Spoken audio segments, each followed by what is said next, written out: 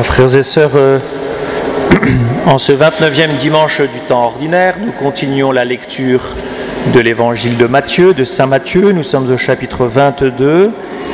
La tension autour de Jésus s'accroît et comme vous l'avez entendu, les pharisiens tentent de le prendre en défaut. Est-ce que vous vous êtes déjà posé la question, ou est-ce que vous vous êtes déjà dit un jour, moi ça m'est arrivé, que vous étiez comme le Christ? Je ne dis pas que vous êtes Jésus-Christ, je ne dis pas que je me suis pris pour Jésus-Christ, sinon j'aurais eu droit d'un petit séjour dans un hôpital. Mais est-ce que un jour je me suis dit dans le métro à Paris que j'étais comme Jésus-Christ, c'est-à-dire que j'étais envoyé par le Père dans le monde? Est-ce que ça vous paraît présomptueux? C'est pas présomptueux. Vous savez qu'en vertu du baptême, nous sommes tous fils et filles du Père et nous sommes tous envoyés dans le monde. Et nous avons tous l'Esprit du Christ, l'Esprit de Dieu, l'Esprit Saint pour agir comme le Christ dans le monde. Ce qui pose la question, et c'est un peu la question que je vous pose, que je me suis posée, c'est être chrétien dans le monde, ça consiste en quoi? Alors je ne vais pas vous faire un enseignement parce que ça prendrait un tout petit peu de temps, trop de temps, et puis ça soulèverait trop de questions. Mais je prends un exemple qui est lié à l'actualité. Je suppose que vous regardez tous les nouvelles, le 20h, etc., et que vous êtes tous suspendus au sort de la ville de Kobané. La ville de Kobané à la frontière syrienne, turco-syrienne, qui est prise en étau par des hommes plutôt motivés et d'autres tout autant motivés, et on s'entretue dans un centre-ville. Les guerriers, les soldats de l'Islamic State, IS en anglais, de Daesh, de l'État islamique en français, sont des gens qui appliquent la loi de Dieu de manière stricte et intégrale. C'est-à-dire qu'ils ont un comportement sur cette terre spirituel, puisqu'ils veulent répondre à la loi de Dieu, ils veulent observer la loi de Dieu, mais dans un but temporel. Retenez ces deux mots. Ils agissent de manière spirituelle, mais dans un but temporel. Et quand je dis dans un but temporel, ça signifie dans le but d'instaurer un royaume de Dieu. En termes techniques, on dit un royaume eschatologique sur terre. Ce ne sont pas les premiers. Mao, Pol Pot et toute la clique ont essayé d'instaurer, de mettre en place un royaume entre guillemets de Dieu sur terre. C'est toujours la même tentation de l'homme de voir enfin la fin de l'histoire et de voir un royaume idéal, le royaume de Dieu sur terre. C'est faire de Dieu un César, c'est-à-dire c'est ramener le royaume de Dieu à l'échelle, à la mesure d'un royaume terrestre. Les chrétiens ne sont pas exempts de cette tentation. Et beaucoup de communistes que je vous ai cités, en tout cas beaucoup de ceux qui ont œuvré pour le communisme, sont souvent soit des juifs, soit des chrétiens. Pourquoi? Parce que nous avons toujours, nous croyants, cette tentation de vouloir faire de la terre le royaume de Dieu. Ici-bas, de faire un régime, de faire un royaume temporel qui soit exactement le royaume de Dieu. Et vous l'avez compris, ce n'est pas possible. Et c'est même tellement pas possible que ça conduit à des atrocités innommables. Parce qu'au nom de Dieu, je me sens capable de faire tout et n'importe quoi. Puisque j'agis au nom de Dieu, je suis justifié en tout ce que je fais. Donc la question nous chrétiens, quelle est la réponse? Comment est-ce que nous pouvons agir dans le monde pour, d'une certaine manière, faire le royaume de Dieu? Ou alors, je pourrais poser la question autrement en disant, qu'est-ce que c'est que le royaume de Dieu? En quoi cela consiste? Si ce n'est pas un royaume terrestre, avec un régime, avec un gouvernement, avec un roi, je ne sais quoi, en quoi est-ce que ça consiste? Il faut regarder, vous savez, quand on a une question de comportement, de morale, de ce que vous voudrez, il faut regarder la vie de Jésus.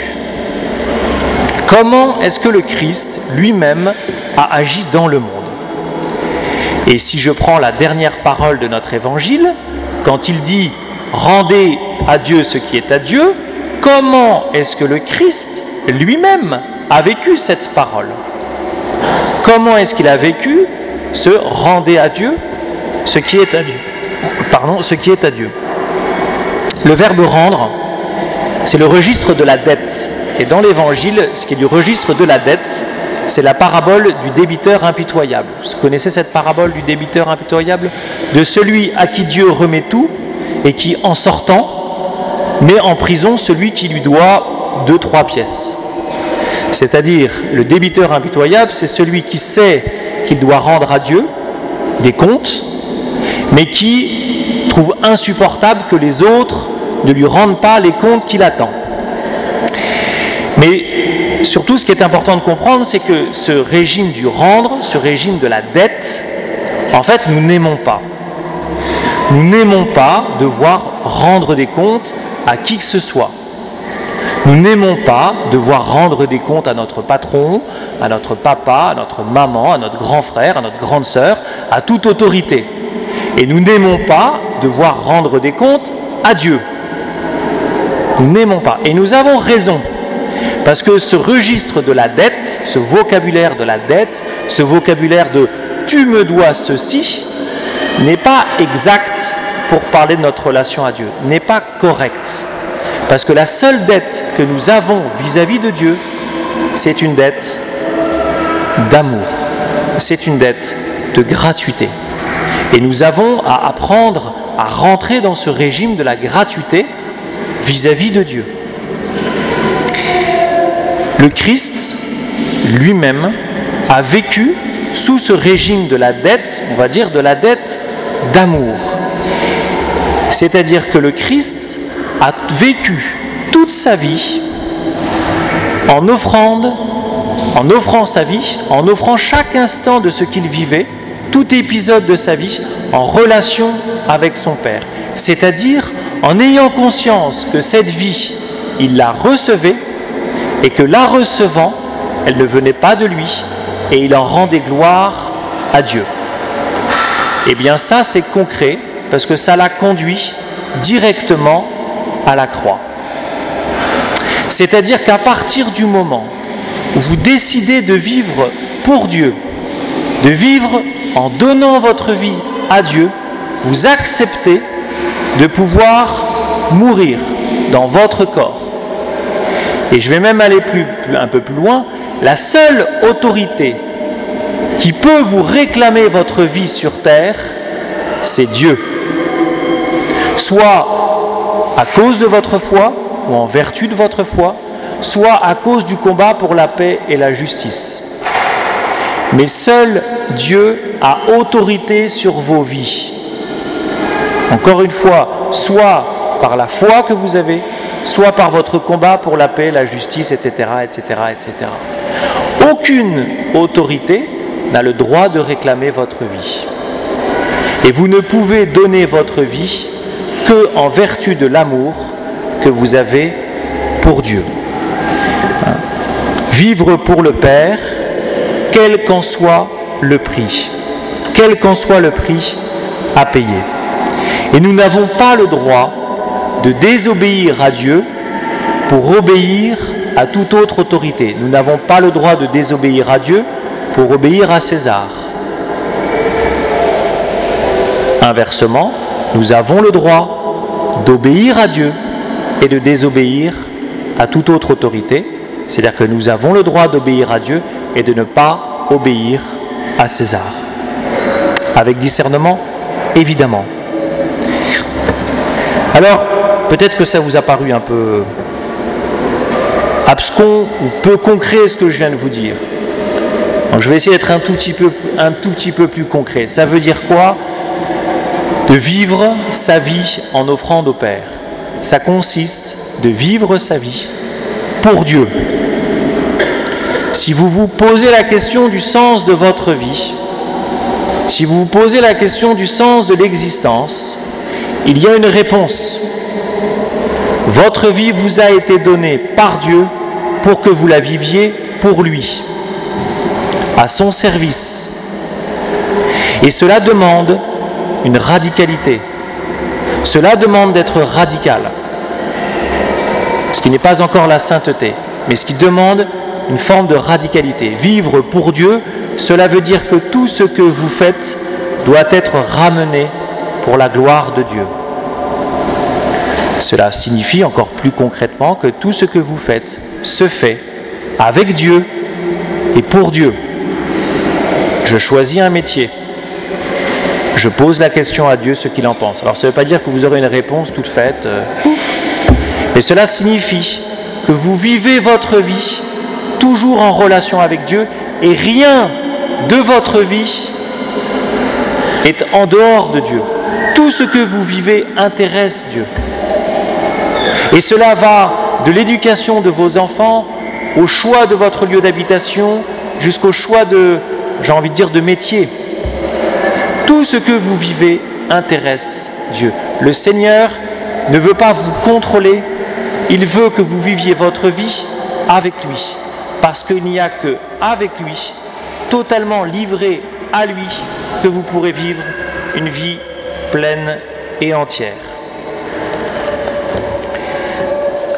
La réponse, voyez, à toute forme de violence, notre réponse aux dérives humaines du royaume de Dieu, un royaume de fin des temps où Dieu agirait directement par l'action de ses serviteurs, eh bien nous devons répondre à ce genre de tentation par le refus de la violence, par la patience devant le péché des hommes et par la confiance dans l'agir de Dieu dans l'histoire. Dieu est le maître de l'histoire. C'est lui qui sait où va le monde. Notre responsabilité, ce n'est pas de conduire l'histoire, c'est de conduire nos propres vies. Et si nous conduisons nos propres vies sous le regard de Dieu, alors, d'une certaine manière, nous entraînerons de nombreuses personnes à la suite de Dieu. Demandons au Seigneur cette grâce, et bien de la conversion au sens de cette vie donnée au Père, que nous lui remettons. Amen.